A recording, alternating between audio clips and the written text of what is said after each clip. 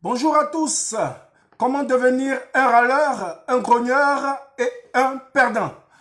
Je suis Jean-Michel Afintano, coach formateur en motivation et abondance, fondateur de Équilibre Liberty Channel. Vous vous demandez certainement quelle légitimité j'ai à raconter une telle ineptie. Je suis criminologue et président du conseil d'administration d'une institution financière en Afrique. J'ai été précédemment directeur de département au port de pêche chez les mareyeurs grossistes et je suis serviteur de Dieu. Serviteur de Dieu, mais aussi, évidemment, serviteur de l'Éternel. Vous pouvez l'appeler Allah, vous pouvez l'appeler Yoshua, vous pouvez l'appeler Machia, l'intelligence infinie, Goronzon, la loi qui régit l'univers, Jésus-Christ si vous préférez, ou vous voulez l'appeler comme vous voulez, selon votre langue, selon votre région, selon votre culture, mais il est le Dieu, il est celui-là qui nous accompagne et sans qui nous ne pouvons être positifs. Donc, comme d'habitude, nous allons commencer par rendre hommage à un corps de métier.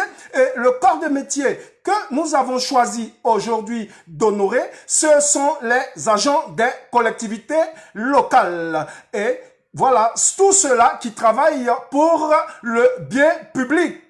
Voilà, nous profitons aussi pour saluer des gens qui ont pris de la valeur dans notre quotidien parce que ils étaient très souvent négligés, ils étaient très souvent abandonnés, ils étaient des gens qui n'étaient pas respectés et lorsque ceux-ci se plaignaient, ceux-là, ils commençaient à revendiquer un bien-être au travail et aussi beaucoup plus de flexibilité et de meilleures conditions de travail. Ils étaient brimés, ils étaient abandonnés, ils étaient rejetés et aujourd'hui,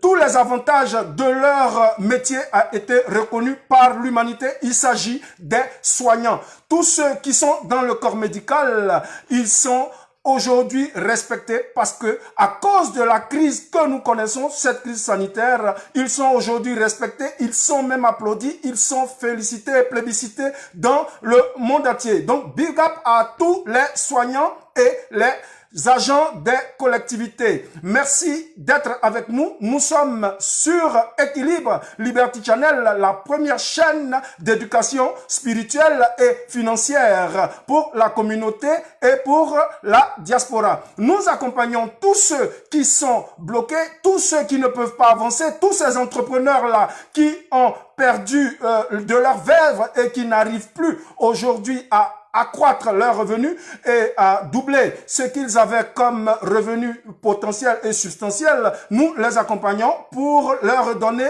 cette vitesse de croisière. Nous accompagnons aussi les jeunes candidats à l'immigration pour que ceux-ci soient accompagnés d'abord dans leur pays d'origine pour que l'immigration qu'ils ont choisie soit une immigration légale et qui soit une immigration placée. Nous accompagnons aussi les artistes et les sportifs dans la gestion de leur carrière. Tous ceux-là qui ont une carrière très brève, même si elle est une carrière qui peut faire des stars du moment, ils sont adulés lorsqu'ils sont en fonction, mais après le service rendu, ils sont mis aux oubliettes et ils sont toujours dans la disette. Parce que pour certains, parmi eux, ils n'arrivent pas à gérer leur carrière et à préparer leur retraite. Nous accompagnons aussi les membres de la diaspora et tous les étrangers à pouvoir entreprendre dans leur pays d'origine, à pouvoir créer quelque chose là où ils ont rêvé de revenir dans l'avenir et aussi de faire des investissements qui soient des investissements judicieux. Voilà un peu ce que nous pouvons dire. Merci d'être avec nous. Merci de répondre présent à notre rendez-vous habituel. Bienvenue à toi, Mimi Cédra. Nguessan Kwame, cher doyen, sois béni. Glory Dibier Rodriguez, merci à tous ces fidèles et à toute la communauté Équilibre d'être présents. Aujourd'hui, nous savons que hier c'était le 1er mai. Un 1er mai aussi original parce que c'était un 1er mai en confinement. Voilà, ne dit-on pas que le travail libère? L'homme Comme le dit Ecclésiaste 4, verset 6, il vaut mieux une main pleine de repos que les deux mains pleines de travail à courir après le vent. La poursuite du vent, ce que la majorité des hommes font sur la terre. L'homme veut profiter du monde, l'homme veut profiter de son temps et l'homme marche dans la révolte contre Dieu, contre le Créateur. Aujourd'hui, après ce qui se passe, cette crise sanitaire, il est dit que 345 millions de personnes après cette crise sanitaire seront au chômage. Donc aujourd'hui, on se pose la question, que faire après la crise sanitaire? Que faire lorsque le chômage arrivera? Parce que nous savons que aujourd'hui, nous ne devons pas rentrer dans l'exagération, mais aussi nous ne devons pas rentrer dans le déni. Nous devons prendre la chose avec mesure. Nous devons ne pas exagérer, ne pas rentrer dans la peur, dans le stress et dans toute forme de malaise émotionnel, mais aussi de pouvoir rester dans la réalité et dire les choses telles qu'elles sont. Donc, lorsqu'on voit, selon les statistiques, que dans quelques jours, lorsque nous allons arriver à la fin de cette crise sanitaire, 345 millions de personnes, selon les statistiques, seront au chômage, on se pose la question. Voilà un peu. Regardez combien il est difficile de perdre son emploi, combien il est difficile de ne pas travailler et imaginez ce que ce sera de perdre la vie éternelle et la vie spirituelle. Donc aujourd'hui, sur Équilibre, nous abordons le sujet et nous commençons par cette parole de Dieu-là, parce que nous avons estimé qu'il faut aujourd'hui prendre conscience de ce qu'il y a de plus important. Ce qu'il y a de plus important, on entend aujourd'hui sur toutes les chaînes de télé, sur les radios et sur les réseaux sociaux que l'homme doit réinventer son travail. Mais nous, sur Équilibre, nous n'allons pas courir seulement après le télétravail, simplement, mais aussi réinventer sa manière de vivre et de croire en son Dieu. Comment est-ce que nous allons réinventer cette nature d'obéissance au très haut et à Dieu? C'est ce qui doit être le plus important pour nous. Aujourd'hui, ce que nous disons, c'est aider, accompagner et soutenir tous ceux qui veulent agir dans le sens de l'éternité et de la croyance en un Dieu qui est éternel, celui-là qui nous dirige et qui nous accompagne, qui est notre force et notre soutien dans tous nos moments de tribulation. Et ça, il faut en avoir conscience. Aujourd'hui, ce que nous devons faire, ce n'est pas seulement aller vers le télétravail, parce que le télétravail sans la croyance, sans l'aide de Dieu, ne produira rien. Voilà que des gens ont lutté, des gens ont cherché les revenus, ils ont cherché l'argent à tout va, et aujourd'hui nous voyons que ce monde qui nous abrite, cette terre de bénédiction que le Dieu Tout-Puissant nous a donné, est devenue aujourd'hui une terre de souffrance, une terre de calamité, une terre de guerre, une terre de corruption, une terre de souffrance de l'humanité. Bienvenue à toi, Touré Lassina, président. Merci d'être un fidèle parmi les fidèles. Aujourd'hui, ce que nous devons faire, c'est plutôt nous réconcilier avec l'Éternel Dieu. Quelle que soit votre religion, quelle que soit la manière de prier Dieu, ce n'est pas ça qui est le plus important, mais c'est de recréer et de réinventer cette relation avec Dieu que nous avons coupée, que nous avons oubliée. Nous devons agir et créer une relation plus intime avec le Seigneur. C'est ça la chose la plus importante à faire aujourd'hui. Nous devons travailler en réinventant notre relation avec Dieu comme une relation d'amour véritable. Dieu doit être la seule chose qui nous intéresse aujourd'hui, car nous avons besoin de son amour. Nous devons agir et créer notre travail comme Dieu lui-même l'a créé. Nous devons créer aujourd'hui un travail qui soit en adéquation avec la protection de la nature, la protection de notre relation avec Dieu et la protection de tous les acquis sociaux et tous les biens avec les gens que nous aimons, avec la nature, et nous devons travailler à résoudre le problème des autres. Bonne fête de travail à tous et merci d'être sur Équilibre. Voilà. Aujourd'hui, le thème, il est connu, c'est comment devenir un râleur, un grogneur et un perdant. Nous savons que la communauté francophone, la France qui est notre pays d'accueil, est le premier pays champion du monde de grogne. C'est là qu'on trouve le plus grand nombre de râleurs. Et toute la communauté francophone dans le monde est aujourd'hui l'Organisation mondiale des râleurs et des grogneurs. Voilà, c'est ce que nous pouvons dire. C'est un hommage que nous rendons à toute la communauté francophone, mais suivez mon regard et comprenez mon langage. En réalité, c'est une belle métaphore que nous utilisons pour rentrer dans le thème du jour.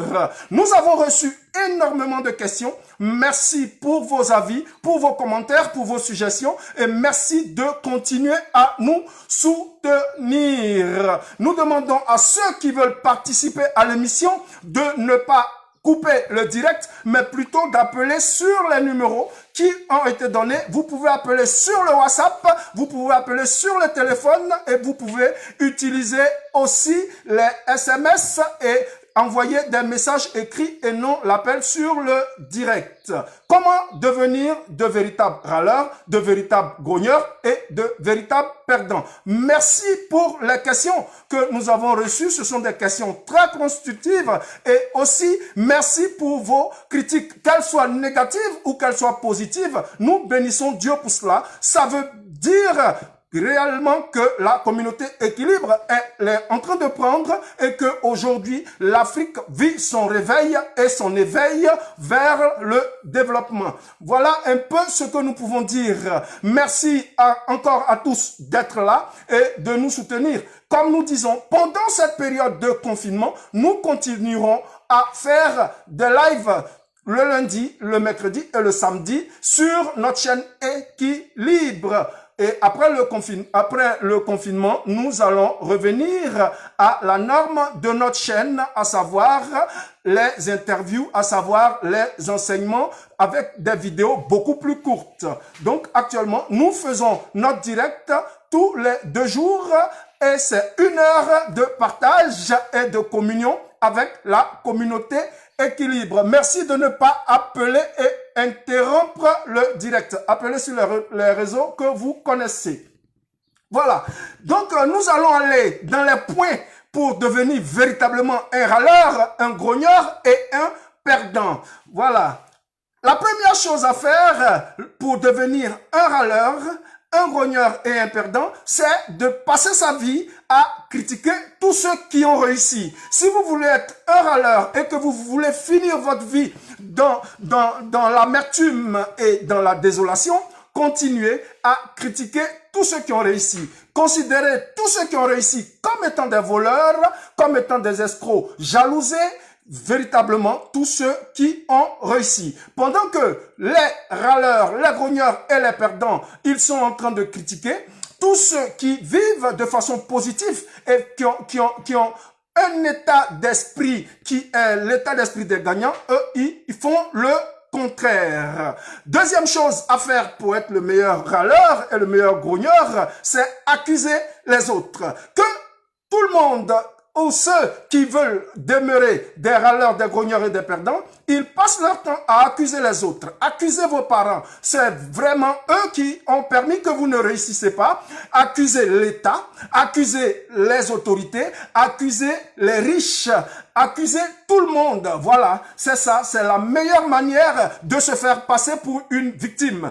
Tous ceux qui font ce que je dis là sont des râleurs, des grogneurs, mais ils finiront comme perdant. Troisième chose à faire, lorsqu'on veut demeurer râleur, c'est d'abandonner les épreuves. Il faut toujours donner dans la facilité. Ce sera le meilleur moyen pour rester un perdant. Parce que les perdants, les râleurs et les grogneurs, eux, ils abandonnent les épreuves. Ils n'aiment pas les épreuves. Ils sont toujours en train d'abandonner et de revenir à critiquer les autres et à accuser les autres comme étant la cause de tout leur malheur. Un autre point, c'est recherchez toujours, si vous voulez être amer à votre retraite, si vous voulez ne pas vivre la vie de votre rêve, ce qu'il faut faire, c'est chercher toujours un travail salarié. Cherchez à vendre votre temps, passer 8 heures par jour, entre 8 heures et 10 heures de temps par jour, à faire un travail que vous n'aimez pas, à être avec un patron que vous n'aimez pas pour percevoir un salaire de misère. Ça, c'est un bon moyen pour rester râleur, grogneur et perdant. Ceux qui veulent demeurer dans cette situation, nous les encourageons à aimer les jeux de hasard et à compter sur les jeux de chance. Ça, c'est une bonne méthode pour demeurer râleur, grogneur et perdant. Il ne faut pas supporter la critique et il faut toujours passer son temps à avoir du ressentiment. C'est une bonne méthode pour rester perdant, râleur et grogneur. Ces gens qui ont ces comportements, qui passent tout leur temps à se plaindre et qui grognent tout le temps et qui ne gagnent rien dans leur vie, voilà un autre point de caractère qui est leur partage. Ils ne supportent aucun changement. Ils veulent demeurer dans leur zone de confort et toutes les nouvelles actions et toutes les choses qui viennent auxquelles ils ne sont pas habitués, ils sont automatiquement énervés. Lorsqu'on leur dit qu'on va revoir le système de retraite, ils vont aller marcher. Lorsqu'on leur dit que quelque chose va changer, ils vont aller marcher. Lorsqu'il y aura de nouveaux impôts, ils vont aller marcher, ils vont crier. Ils sont soit dans leur salon, soit ils vont envenimer la situation et ils vont rentrer dans le stress parce que ce genre de personnes n'acceptent pas le changement. Ils sont véritablement réfractaires à tous les changements. Un autre point de caractère de ces personnes, c'est qu'ils ont peur de l'échec. Ils ont comme ennemi la résilience. Ils ne veulent pas se relever lorsqu'ils tombent. Ils veulent rester à terre et tirer tous les autres avec eux à terre. Merci de ne pas appeler sur le direct. Merci encore. Voilà. Donc, la résilience n'est pas le partage pour ces râleurs-là. Et voilà. Ils sont de mauvaise langue et ils ont des pensées négatives. Voilà un peu. Toujours, ils voient le mal partout. Ce qu'ils savent faire de mieux sur la terre, c'est de grogner, c'est d'avoir des pensées négatives. Pour eux, rien n'est possible. Pour eux, il est déjà trop tard. Leur âge est beaucoup trop avancé. Ils sont nés pauvres, donc ça ne peut pas changer. Si ils avaient eu la chance de naître dans une famille de riches, peut-être qu'ils allaient devenir riches, peut-être qu'ils allaient pouvoir travailler. Non, ils n'ont pas fréquenté les meilleures écoles. Donc, aujourd'hui, lorsqu'ils ont fait les pépés, ils ne peuvent pas réussir. S'ils étaient nés dans un quartier chic, ils allaient réussir, mais là où ils sont nés, ils ne peuvent pas réussir. Voilà un trait de caractère des personnes qui ne réussissent pas leur vie. Ils sont toujours à accuser les autres et à voir. Ils ne peuvent rien dire de positif dans leur bouche et tout ce qui sort comme verbe est un verbe négatif. Je ne peux pas. Il exagère, il est méchant, il est mauvais. Ce sont les mots et les verbes qu'ils adorent. Voilà. Un autre point de caractère de ces personnes-là, c'est qu'ils pensent que tout le monde est contre eux. Voilà. Et ils pensent que ils sont mieux que tous les autres. Voilà. Ils pensent que leur religion est la meilleure religion. Ils pensent que leur parti politique est le meilleur parti politique. Ils pensent que leur ethnie est la meilleure ethnie. Ils pensent que leur région est la meilleure région. Ça, tous ces traits de caractère, cette manière de penser, c'est le meilleur moyen pour rater sa vie, demeurer un râleur, un grogneur et un perdant. Donc, tous ceux qui ont ce trait de caractère, nous les bénissons parce que nous savons que ce sont des gens qui resteront à se plaindre et qui ne vont jamais bouger le petit doigt. Si autour de vous, vous voyez quelqu'un qui fait l'apologie de son parti politique, il fait l'apologie de sa religion et il fait l'apologie de sa région, de son ethnie, de son groupe et de tout ça, sachez que c'est un râleur, c'est un grogneur et c'est quelqu'un qui n'ira pas loin dans sa vie. Un râleur, qu'est-ce qu'il fait? Il ne sait pas aussi saisir les opportunités. Il est toujours en train de dire qu'il sait tout et que de toutes les façons, il est au courant. Lorsque on va envoyer un nouveau projet, le râleur, il va dire non, mais ça, on connaît ça déjà. On est habitué à ça. Qu'est-ce qu'il raconte? Ce genre de personnes sont des personnes qui n'arriveront à rien. Voilà. Pour être un râleur demeuré, un râleur pour finir perdant, il faut avoir peur du risque. Parce que le râleur, il n'a jamais peur du risque. Il veut être toujours dans une situation confortable. Il ne va jamais se lancer en entrepreneuriat. Il ne prendra jamais le risque d'investir et il sera toujours là à critiquer. Ce sont des gens qui parlent toujours aux oreilles des autres. Le râleur, le grogneur et le perdant, qu'est-ce qu'il va faire? Il va refuser de se former. Parce que pour lui, l'acquisition de nouvelles connaissances et de nouvelles compétences, il n'en a rien à foutre. Il s'en fout un peu de changer. Il s'en fout. Il aime l'inertie et il veut demeurer dans sa situation et maintenir les autres dans cette situation. Voilà, les râleurs, ils ne parlent pas. Ils ne parlent que de leur intelligence, ils ne parlent pas de nouvelles choses, ils ne parlent que de leur sagesse. Ils finissent par être des arrogants qui n'arriveront à rien. Si vous voyez dans votre entourage quelqu'un qui a les traits de caractère que je suis en train de citer, c'est simplement que vous devez fuir cette personne comme la peste parce qu'il n'arrivera à rien et il va vous encourager et il va vous maintenir dans cette situation pour que vous ne puissiez pas avancer. Lorsque vous allez lui parler d'entrepreneuriat, il va vous dire, oh, ça ne marchera pas. Je n'ai jamais vu quelqu'un qui a réussi dans ce domaine. Tu ne peux pas aller. Tu n'as pas suffisamment de moyens. Ton âge est passé. Ton âge est avancé. Tu es déjà retraité. Tu vois, tu n'es pas né dans une famille de riches. Et même ton pays ne peut pas te permettre. Les politiciens ne te permettront pas d'avancer. Les impôts ne te permettront pas d'avancer. Alors que autour de nous, il y a des personnes quand même, malgré toutes ces situations que je décris, sont en train de réussir. Le râleur, qu'est-ce qu'il fait? Il est toujours démotivé et il refuse d'oublier toutes les frustrations. Lorsque le râleur, il aura été offensé, toute sa vie, il va garder en mémoire cette offense, non pour chercher à s'améliorer, mais à garder cette rancune qui va le maintenir dans la disette, dans la pauvreté et dans un état d'esprit qui n'est pas conforme à la réussite. Il va mûrir sa vengeance plutôt que d'évoluer. Voilà un peu les traits de frustration, les traits de caractère du râleur. Lui, toutes les frustrations demeurent en permanence dans son cerveau et dans son esprit, dans son cœur, et ça ne lui permet pas d'évoluer. Dernier trait de caractère que vous devez bien remarquer chez les râleurs, les grogneurs et les personnes qui vont demeurer dans la perte et qui ne pourront rien gagner de leur vie, c'est qu'ils n'ont pas de reconnaissance ni de gratitude.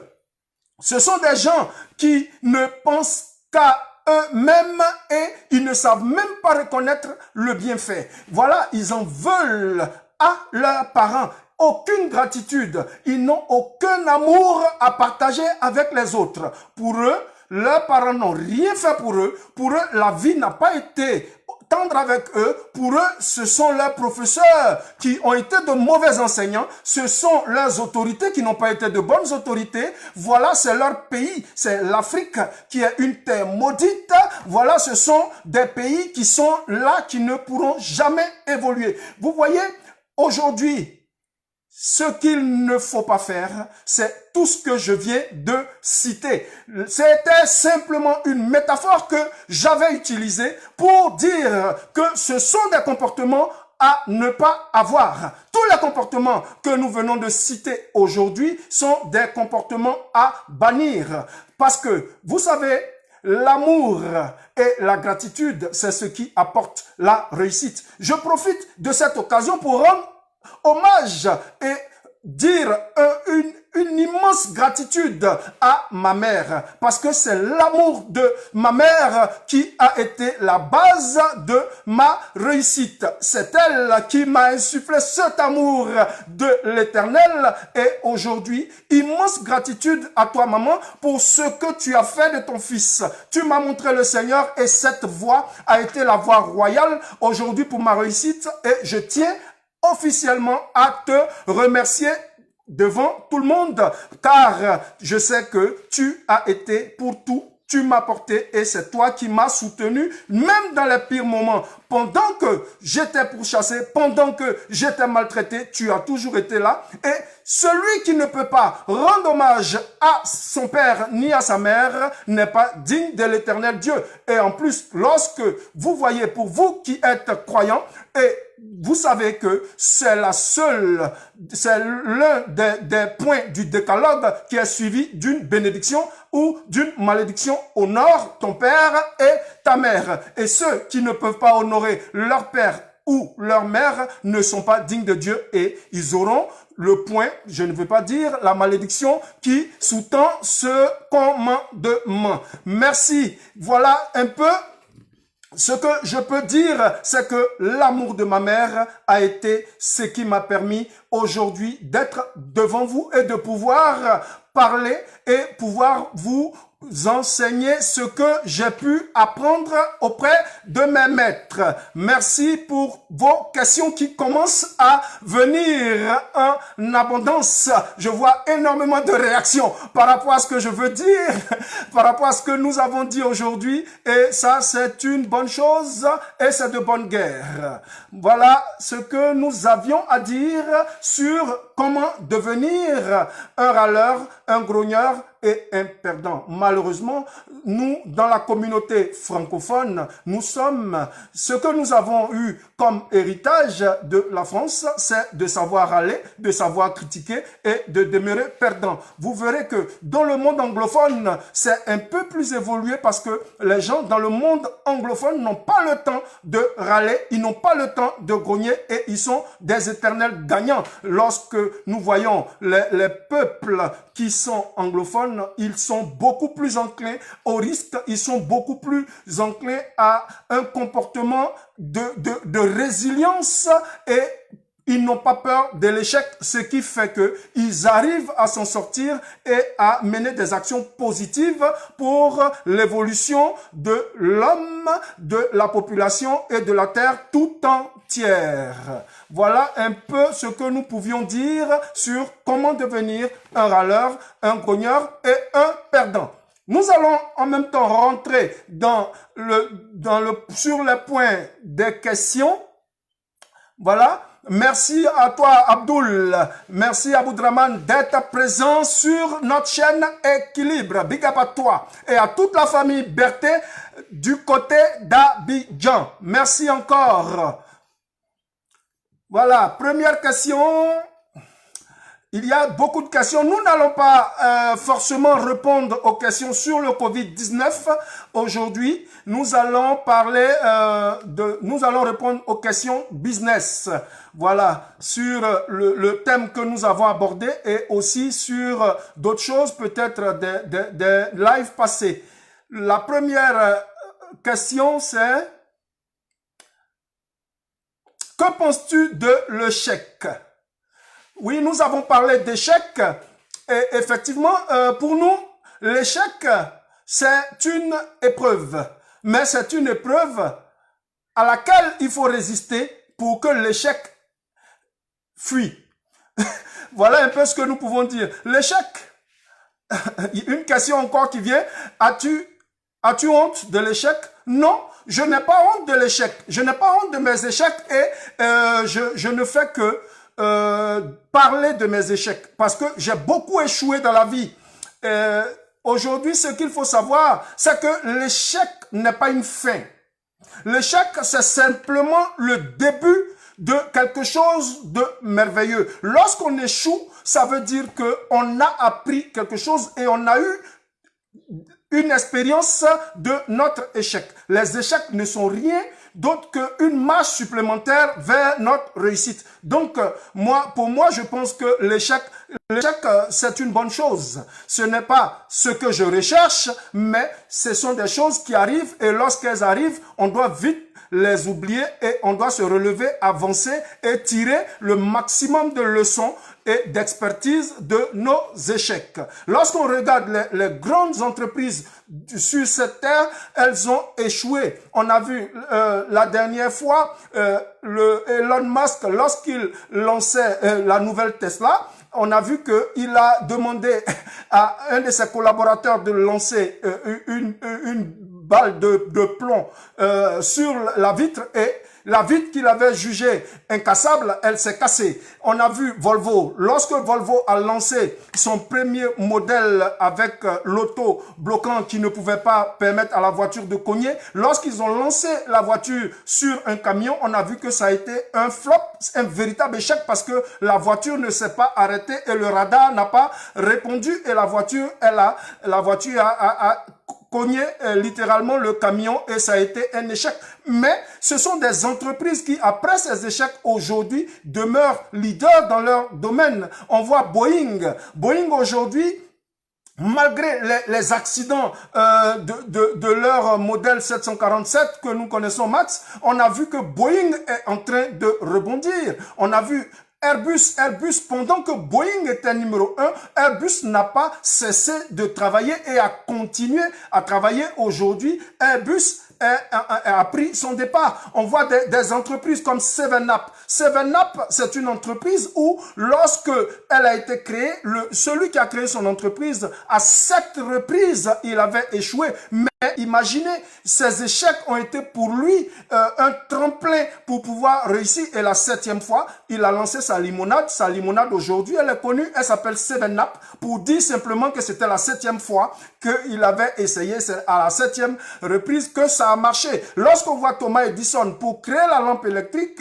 il nous a dit, selon l'histoire, qu'il a réussi à créer l'ampoule électrique après 1000 tentatives. Et s'il avait arrêté à la 989e ou 99e, il n'aurait pas créé la lampe électrique. Donc, les échecs sont un ciment. Caterpillar, lorsqu'ils ont commencé et qu'ils ont créé une machine qui allait soulever des masses énormes, ils ont connu énormément d'échecs.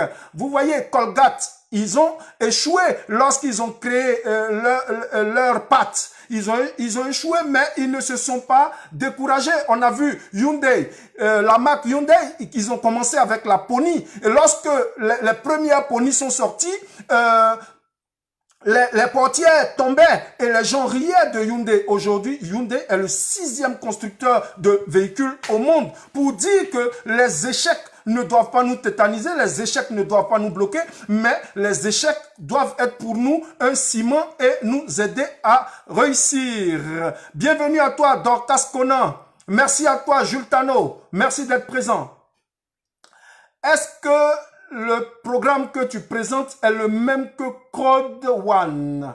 Bon, écoutez, c'est une très bonne question.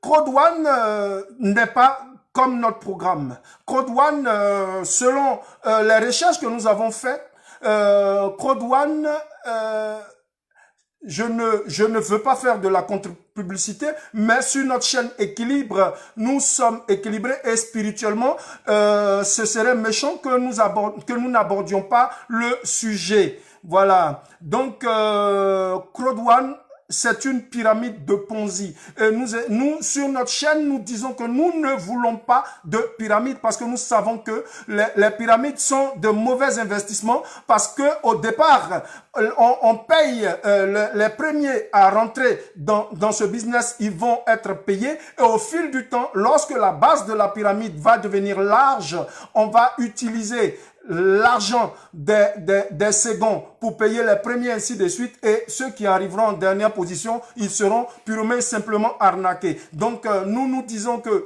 nous ne parlons pas de crowdone, et notre produit n'est pas du crowdone, excusez-nous, mais nous ne faisons pas de Ponzi. Nous parlons d'investissement et nous parlons d'investissement judicieux. Les investissements dont nous vous parlons, ce sont des dépôts sur un compte de trading dans une banque officielle qui est contrôlée par les organes de régulation des marchés financiers. Voilà, nous vous donnons la formation, mais pour ceux parce que cette formation de trading, elle est une formation qui est assez pointue. Pour réussir dans le domaine du trading, puisque c'est de ça qu'il s'agit, il faut avoir une bonne dose de connaissances techniques et il faut avoir une bonne psychologie pour pouvoir respecter la gestion financière, c'est-à-dire le money management. Donc, c'est ce respect de sa stratégie à travers les indicateurs techniques et de la gestion financière à travers le money management qui peut vous garantir le succès dans ce investissement. Du coup, ce que nous proposons, c'est que vous ayez des comptes qui soient des comptes gérés par des professionnels pour vous assurer la plus-value dont vous avez besoin. Donc, voilà un peu ce que nous proposons, mais nous disons qu'il faut fuir les pyramides de Ponzi à la Madoff. Voilà ce que nous pouvons dire. Donc, excusez-nous, mais nous ne parlons pas de crowdfunding, ce genre de jeu-là. Excusez-nous, mais ça ne nous intéresse pas et ce n'est pas de ça qu'il s'agit. Que penses-tu du marketing de réseau genre ... .net? Bon, je ne dirai pas la lettre, c'est une lettre qui est entre P et R, qui est accompagnée de net. Non, le marketing de réseau n'est pas quelque chose de mauvais. Le marketing de réseau, c'est quoi? C'est le fait qu'un produit existe et que des gens proposent ce produit à d'autres personnes, à leurs proches, à toutes leurs connaissances, ou cherchent des clients et que ces clients-là, chaque fois qu'un client achète le produit, tu puisses avoir une rétrocommission.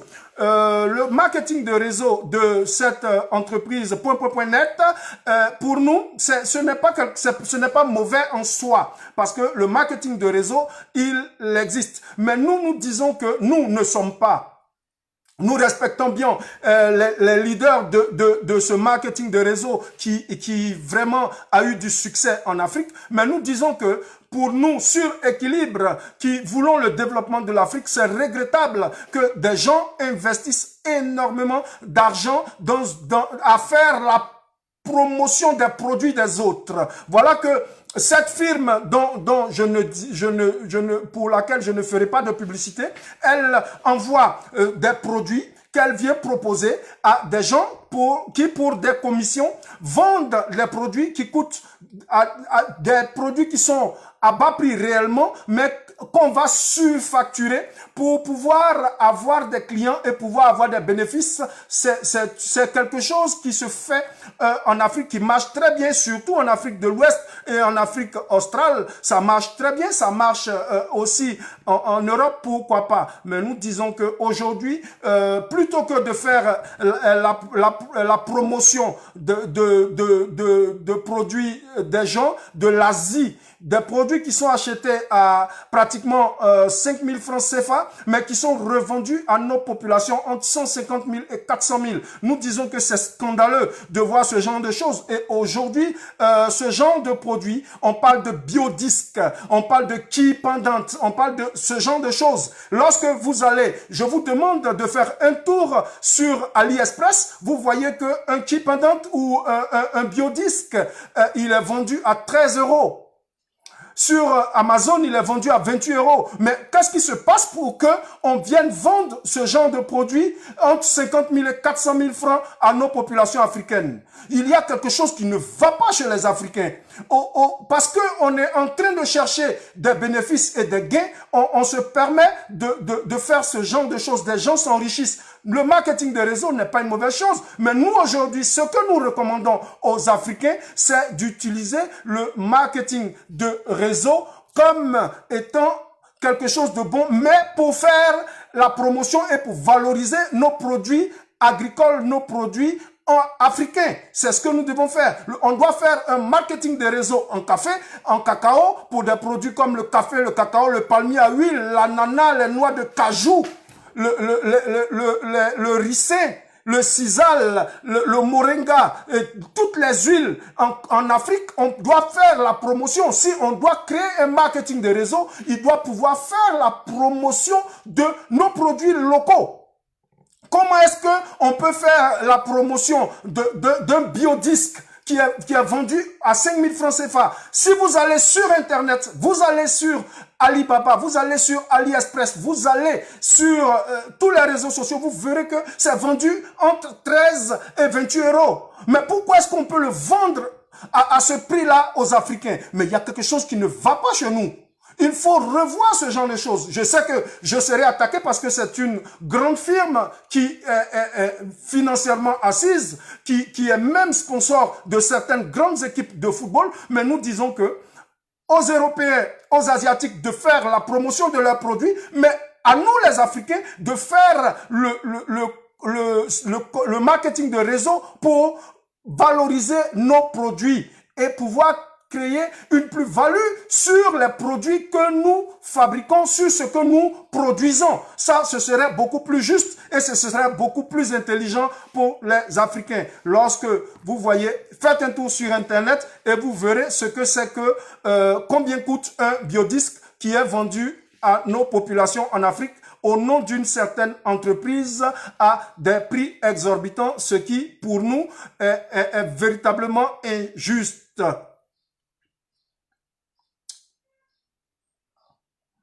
Qu'est-ce que c'est que le biodisque? Bon, le biodisque, c'est un disque.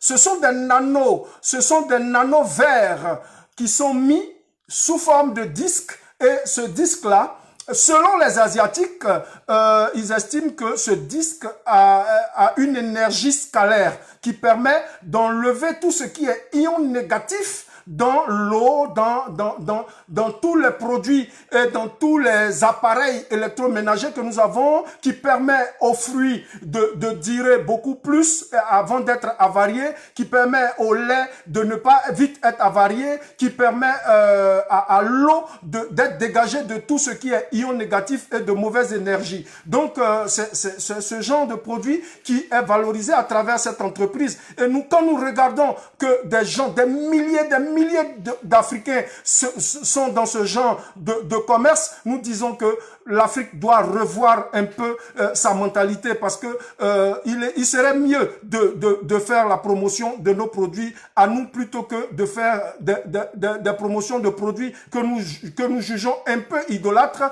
et qui nous éloignent de notre objectif. Oui, au nom d'une certaine entreprise, on vend des choses qui sont à des prix exorbitants par rapport à la réalité du prix à nos populations qui elles-mêmes sont véritablement dans la galère et dans la disette. Ça, c'est regrettable pour l'Afrique. Bon, c'était une parenthèse par rapport à la question. Merci, chers internautes, pour votre question. Voilà, donc, nous, aujourd'hui, dans ce que nous proposons, nous ne faisons pas de pyramide, nous ne reversons pas de rétrocommission, puisque les personnes qui viennent se former avec nous, elles viennent et elles ouvrent les comptes en direct, en visioconférence, mais elles ouvrent les comptes directement avec les banques. Et elles ne doivent en aucun cas donner leur argent à un intermédiaire. Voilà ce que nous pouvons dire. Qu'est-ce que c'est que le marketing de réseau? Le marketing de réseau, c'est un système d'affiliation commerciale. En fait, ça veut dire que le marketing de réseau, c'est le fait que on prenne un produit et chaque fois que quelqu'un va proposer ce produit à une autre personne, il étend son réseau comme une toile. Mais ça se fait aussi sous forme de pyramide. Je suis seul. Je prends le produit, je l'achète à un certain prix, je revends le produit à 2 personnes et ces 2 personnes elles-mêmes doivent revendre le produit à 2 personnes et la base, elle va devenir beaucoup plus large. C'est ça le marketing des réseaux. C'est un système d'affiliation en fait. C'est le fait de pouvoir vendre des produits en étant parrain de ceux à qui on va vendre un nouveau produit. Et chaque fois que celui à qui on a vendu le produit va revendre le produit à une autre personne, je vais continuer d'avoir les commissions, même sur les personnes qui rentreront depuis la base que j'ai créée. C'est ça le marketing des réseaux. Mais nous disons que c'est... À un moment donné, ce genre de commerce est dangereux puisque ça va faire un commerce d'intermédiaire. Et nous savons que chaque fois qu'il y a un nouveau intermédiaire, le produit, il va prendre de la valeur, il va devenir beaucoup plus cher puisque chacun de ceux qui vont vendre le produit ou qui vont percevoir des commissions vont faire que le prix va renchérir. Donc, nous disons que si on doit faire du marketing de réseau, ça doit être du marketing de réseau pour le café, pour le cacao, pour le palmier à huile, pour le ricé, pour le sisal, pour tous nos produits, pour le moringa, pour tous nos produits africains. C'est de ça que c'est ce que nous devons faire comme marketing des réseaux. On doit faire le marketing des réseaux de la tiéké, on doit faire le marketing des réseaux du gari, on doit faire le marketing des réseaux d'une dolé. C'est ce que nous devons faire plutôt que de vendre des produits asiatiques et on se plaint après que nous n'évoluons pas. Comment est-ce que nous pouvons évoluer si nous continuons d'enrichir les autres et de nous délaisser? Voilà un peu ce que nous pouvons dire. Excusez ma prise de position, mais l'Afrique est ma passion. Qu'est-ce qu'il y a de positif dans le marketing des réseaux? Très belle question. Ce qu'il y a de positif dans le marketing des réseaux, c'est que lorsqu'on vend, on a des commissions. Et nous savons que la vente, c'est quelque chose de formidable. C'est le meilleur métier selon nous. Savoir vendre permet de donner de la valeur à un produit. Donc aujourd'hui, ce qui est merveilleux avec le marketing de réseau de ce point.net, c'est que il a permis aux Africains et aux gens de l'Afrique noire et même de l'Afrique blanche à savoir vendre, à savoir convaincre pour pouvoir placer un produit. Mais ce que nous disons qui est négatif, c'est que cette entreprise ne fait que la promotion de produits qu'ils achètent à vil prix et qu'ils viennent placer à des prix exorbitants dans les mains de nos populations. Ça, c'est ce qui est regrettable. Dans tous les business que vous avez cités, quel est le meilleur? Ça, c'est une bonne question. Voilà, le meilleur business, et là, il faut le savoir, c'est l'investissement sur soi-même. C'est la formation qui est le meilleur business parce que pour grandir, il faut pouvoir investir sur soi. Il faut fuir l'ignorance. Aujourd'hui, si vous voyez que des entreprises comme celle .net et des Growth One et autres viennent et font fortune en Afrique, c'est simplement parce que l'Africain, il demeure dans l'ignorance. Et même tout ce que vous voyez qui nous dirige, nos autorités, nos frères, nos pseudo-membres de la diaspora, nos pseudo-intellectuels africains, en réalité, quand vous les voyez, ce sont des occidentaux déguisés. Ils n'aiment pas véritablement l'Afrique parce que celui qui aime son frère ne peut pas l'arnaquer. Voilà ce que nous pouvons dire. Le meilleur investissement, c'est l'investissement sur soi. Parce que, comme le disait l'autre, si tu ne veux pas te former, continue d'essayer l'ignorance et tu te rendras compte que l'ignorance coûte beaucoup plus cher que la formation. Donc, le meilleur investissement, le meilleur business à faire, c'est d'abord de se former, d'abord d'acquérir des connaissances et avoir des compétences pour ne pas être ignorant et pouvoir rebondir chaque fois qu'on a une situation en face.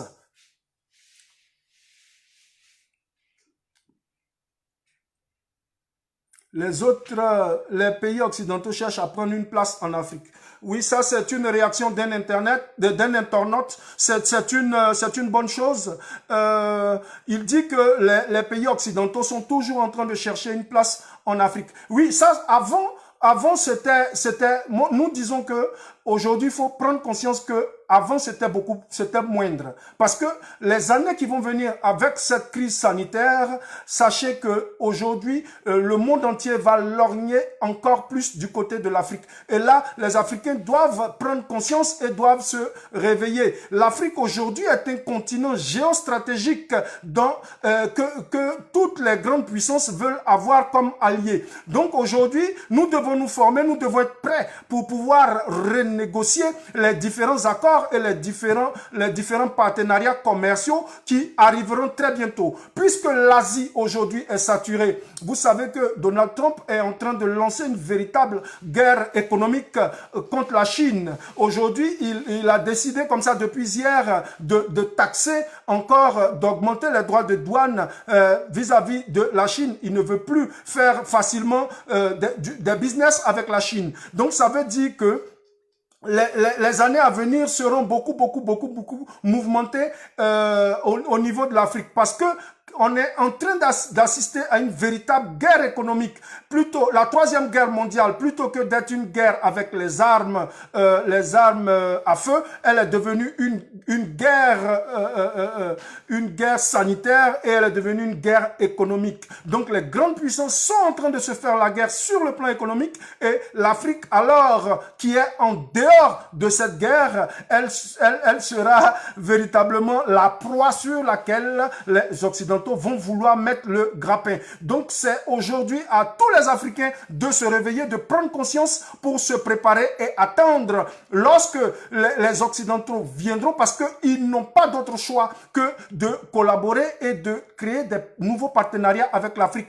Tous les produits qui sont produits, tout ce qui est fait, tout ce qui est produit en Chine va désormais être produit du côté de l'Afrique, parce que toutes les firmes vont chercher une main-d'œuvre qui est relativement moins chère et facile à payer. Donc les gens vont lorgner du côté de l'Afrique. Il faut que déjà nous soyons prêts pour les accueillir, parce que cette fois, il ne faut pas se faire avoir comme cela a été après la colonisation. Voilà un peu ce que nous pouvons dire sur les puissances qui cherchent à prendre une place en Afrique. Effectivement, c'est une belle vision de notre internaute qui a réagi. Merci pour votre réaction qui est très positive. Qu'est-ce que c'est que vous avez parlé de l'effet? Qu'est-ce que c'est que l'effet boule de neige? Bon, la dernière fois, nous avons parlé de l'effet boule de neige. L'effet boule de neige, vous pouvez, pour ceux qui sont connectés sur Internet, vous pouvez chercher aussi effet cumulé. En fait, l'effet boule de neige, c'est le fait qu'on fasse un investissement qui au départ est petit, et chaque fois, les intérêts que vont générer cet investissement, eux-mêmes vont produire d'autres intérêts.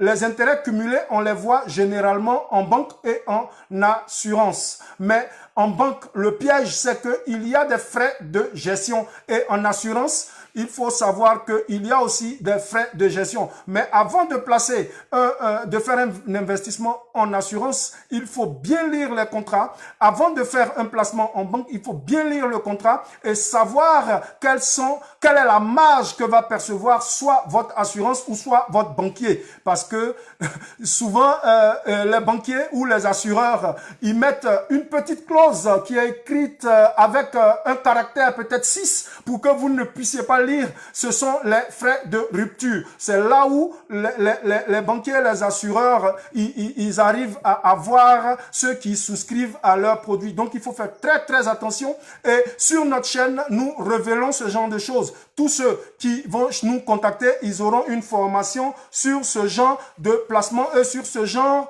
d'investissement. Que pensez-vous des résultats des banques occidentales? Bon, ça c'est une véritable question économique, effectivement. Merci, cher internaute. Aujourd'hui, ce qu'on remarque, et là il faut le dire de façon crue, c'est que pour tous ceux qui nous avaient contactés, qui voulaient faire des placements, ils ont ils n'ont pas apprécié notre réaction quand on leur a dit d'attendre que la crise économique et sanitaire passe.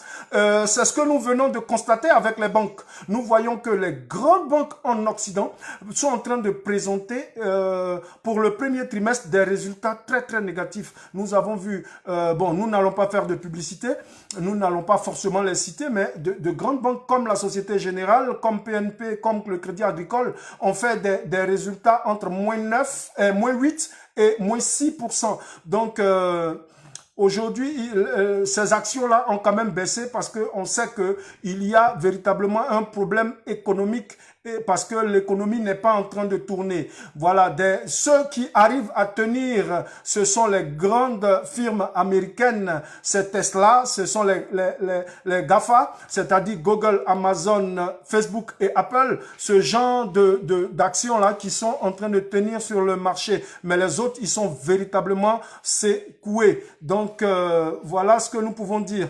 Mais la chose qu'il faut savoir, c'est que aujourd'hui, les banques nous donnent un signal. Et ce signal-là, il faut le comprendre.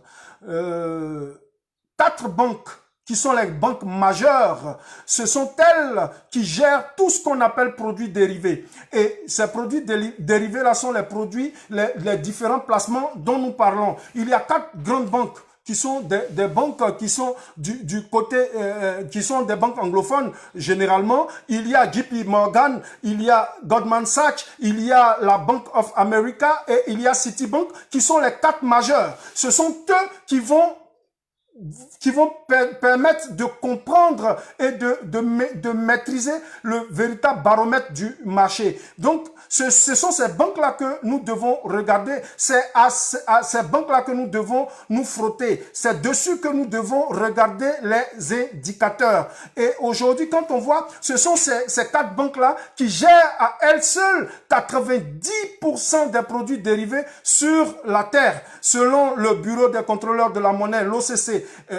Aujourd'hui, on sait que c'est eux qui font bouger véritablement les marchés à travers leur force financière. Ils brassent énormément de trillions de milliards. Donc, c'est ça qu'il faut comprendre. Donc, aujourd'hui, pour faire un placement, il ne faut pas faire n'importe quoi. Aujourd'hui, des gens sont pressés d'investir. Nous disons, il faut d'abord se former. Le premier business à faire, c'est la formation. Il faut se former, il faut apprendre, il faut pouvoir avoir la connaissance minimum pour pouvoir investir. Parce que celui qui ne sait pas investir, il jette son argent à la poubelle. Il est mieux alors qu'il ne fasse rien plutôt que d'aller investir sur un domaine qu'il ne connaît pas.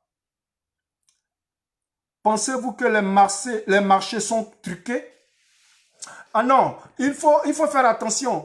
Ce n'est pas que les marchés sont truqués, mais en réalité, les 4 banques dont nous avons parlé, il faut retenir les noms, c'est JP Morgan, Goldman Sachs, Bank of America et la Citi.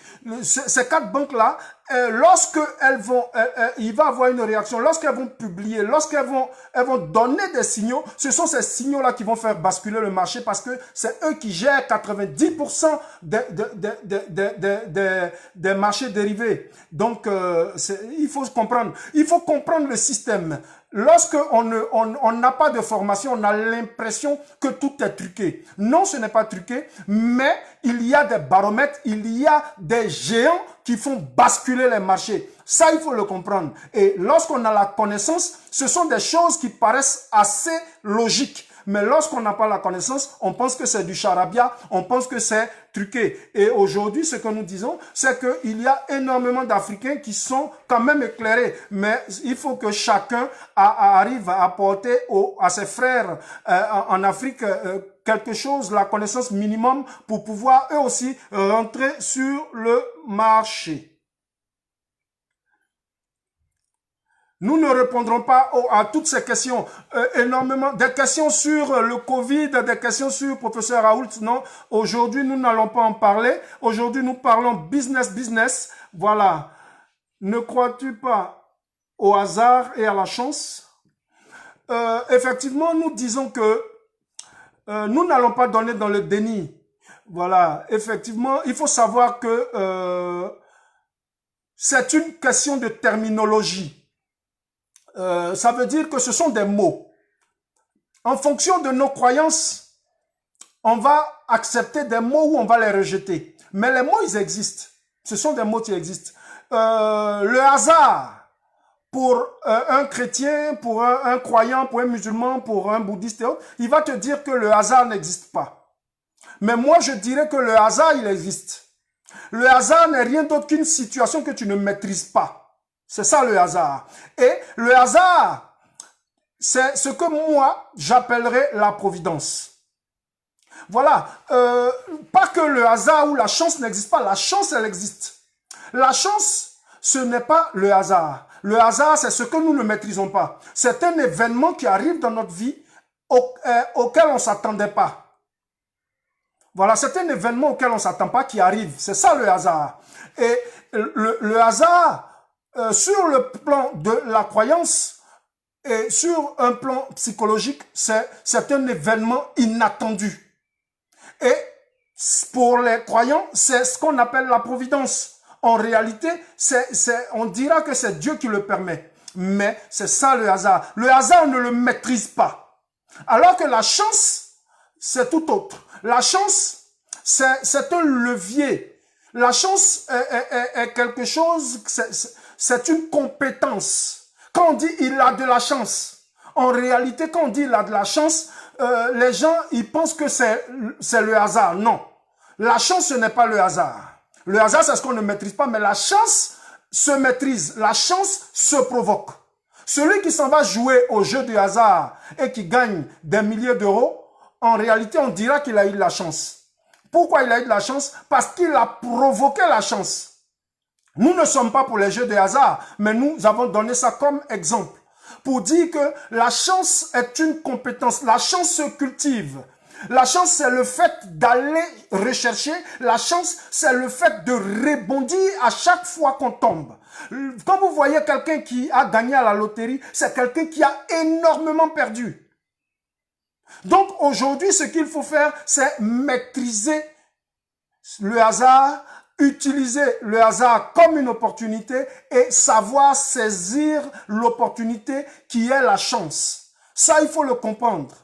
Le hasard, c'est la providence, c'est Dieu, c'est la miséricorde, si vous voulez. Voilà, le hasard. Moi, celui qui dit que le hasard n'existe pas, c'est qu'il ne croit pas. Parce qu'il faut croire que Dieu est capable, il faut croire qu'il y a une force qui est capable d'apporter quelque chose d'inattendu dans la vie. C'est ça que certains peuvent appeler le hasard. Donc, le hasard, la chance, ils existent, mais sous d'autres noms, sous d'autres appellations. Nous, pour un croyant, il pourra l'appeler la providence. Nous, dans un autre live, nous vous donnerons beaucoup plus de détails sur le hasard et la providence. Qu'est-ce que c'est que la résilience? Nous avons donné la définition de la résilience à plusieurs fois, à plusieurs reprises. La résilience, c'est le fait de se relever lorsqu'on tombe. C'est l'action, c'est le fait de rebondir, c'est le fait de ne pas rester couché lorsqu'on tombe et de pouvoir rapidement se relever. C'est ça la résilience. La résilience, c'est le fait de pouvoir repartir lorsqu'on a fait une chute.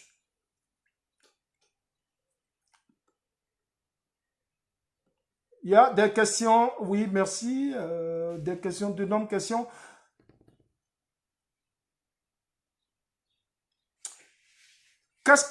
Que peut-il dire de la résilience de l'Afrique? Bon, c'est une bonne question. Ce que je peux dire de la résilience de l'Afrique, c'est que l'Afrique doit se relever plus vite. L'Afrique doit se relever maintenant. L'Afrique ne doit pas attendre que les autres soient déjà lancés avant de se relever. L'Afrique doit se rappeler là où elle est tombée. Elle est tombée là où il n'y avait plus d'amour, là où il n'y avait plus de solidarité, là où il n'y avait plus d'entraide, là où l'Afrique a été disséquée depuis la conférence de Berlin. Donc aujourd'hui, les frontières qui ont été dictées, qui ont été héritées de la colonisation, sont ceux qui ont détruit en quelque sorte l'Afrique pendant un certain temps. Mais l'Afrique n'est pas détruite définitivement. L'Afrique, aujourd'hui, elle a pris du retard, mais elle a encore énormément de ressources. Donc, ce que nous pouvons dire en matière de résilience de l'Afrique, c'est que l'Afrique prenne rapidement conscience, que les Africains prennent rapidement conscience et qu'ils retournent à ce qu'ils ont perdu, c'est-à-dire leur union, leur cohésion, et qu'ils oublient un peu les frontières imaginaires et héritées de la colonisation pour pouvoir rebondir, parce que l'union fait la force. Donc aujourd'hui, la résilience de l'Afrique, c'est le fait de rapidement se lever avant que nos ressources naturelles ne s'amenuisent et ne soient épuisées. Parce qu'aujourd'hui, lorsqu'on regarde, les forêts africaines ont été dévastées à travers le trafic du bois. La nature africaine a été véritablement impactée à cause des produits d'exportation et des cultures d'exploitation massive. Voilà ce que l'Afrique doit faire, c'est se relever. L'Afrique doit comprendre dans son mode de résilience qu'elle doit se lever rapidement pour réduire un peu les produits d'exportation et d'accroître les produits vivriers. L'Afrique doit produire ce qu'elle consomme. Ça, c'est le fait, c'est la résilience de l'Afrique. Elle doit passer par là. L'Afrique doit rapidement se relever. L'Afrique doit pouvoir se nourrir elle-même. L'Afrique ne doit pas continuer à compter sur le riz de l'Asie. Elle ne doit pas compter sur l'exportation de ces produits agricoles qui sont les produits qu'elle ne consomme pas. Baser son économie sur ce genre de choses, ce serait vraiment dramatique pour l'Afrique, parce que les années à venir, le commerce à travers la guerre économique entre les États-Unis, la Chine et l'Europe et des grandes puissances sera quelque chose qui va contracter les exportations. Donc, si nous continuons à vivre de l'exportation de nos produits, aujourd'hui, tous les pays africains, ils se tapent la poitrine de leurs ressources naturelles, alors que leurs ressources naturelles ne leur profitent pas à eux-mêmes, ça profite à l'étranger. Et il faut comprendre que nous devons nous-mêmes fabriquer ce que nous allons consommer, produire ce que nous allons consommer. C'est alors que l'Afrique sera beaucoup plus résiliente et elle sera beaucoup plus forte. Voilà ce que nous pouvons dire sur la résilience de l'Afrique. Peux-tu reprendre comment réussir? Bon, bonne réaction. Bon, nous avons dit la dernière fois que pour réussir, il faut une bonne dose de spiritualité et de croyance en Dieu. Et il faut un changement de mindset, un changement de mentalité. Ce sont ces deux points-là qui permettront de réussir. Et nous avons dit qu'il fallait avoir la foi d'Abraham, avoir la force de David, l'intelligence et la sagesse de Salomon, avoir la force de Samson, avoir la persévérance de Joseph et avoir l'humilité de Jésus ainsi que l'amour de Dieu. On a traduit la résilience, le changement de mindset par ces images que nous avons données de la parole de Dieu, et nous pensons que c'est seulement à ce prix-là que l'homme va pouvoir avoir le bonheur. Nous allons répondre, il y a énormément de questions. Nous allons répondre à une toute dernière question. Nous allons nous retrouver lundi pour la suite, parce que pendant la période du confinement, nous allons continuer ce genre de direct pour répondre aux questions et aux interrogations des internautes. Voilà, la dernière question c'est... il y a tellement de questions. La décision, que penses-tu de la décision de la Cour africaine des droits de l'homme sur l'affaire... Bon, écoutez, les questions de cet ordre... bon, ce que nous pouvons dire, c'est que les États africains sont des États partis de la Cour africaine des droits de l'homme, la Cour de justice des droits de l'homme en Afrique. Donc, nous savons que pour les décisions qui sont rendues, il y a deux décisions. Et dans les décisions qui sont rendues, ce que nous savons, c'est que la Cour, pour les États qui ont ratifié la convention de la Cour africaine des droits de l'homme, ces États-là se doivent de respecter les décisions qui sortent de cette Cour. Donc, ce que nous disons en Afrique, il faut apprendre à respecter les lois. Voilà, même si nous n'aimons pas les lois, il faut les respecter et quitte à les changer ou à les améliorer plus tard. Mais il faut que nos États africains arrêtent, lorsque la décision de la Cour les arrange, de l'appliquer automatiquement. Et lorsque cette décision qui est rendue ou cet arrêt qui est rendu ne les arrange pas, ils disent que la communauté internationale ne doit pas se mêler. Ça, nous appelons ça de la comédie.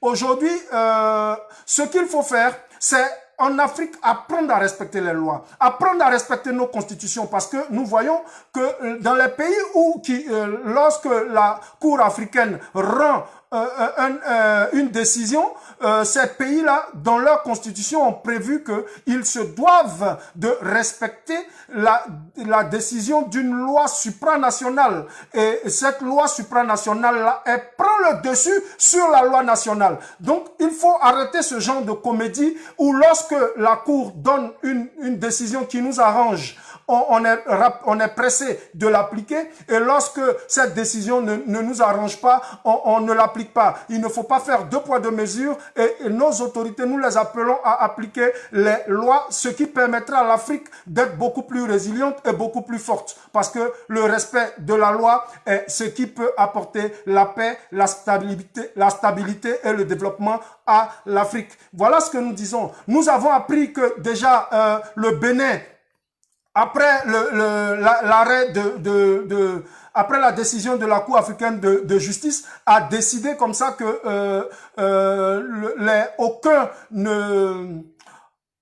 aucune personne de façon individuelle ne puisse saisir la Cour. Alors que l'objectif de la mise en place de la Cour, c'est que les populations puissent saisir la Cour directement lorsqu'ils estiment que leurs droits sont bafoués. Mais aujourd'hui, lorsqu'on voit que la Cour commence à prendre des décisions de justice, automatiquement tous les pays africains deviennent fébriles et ils veulent sortir de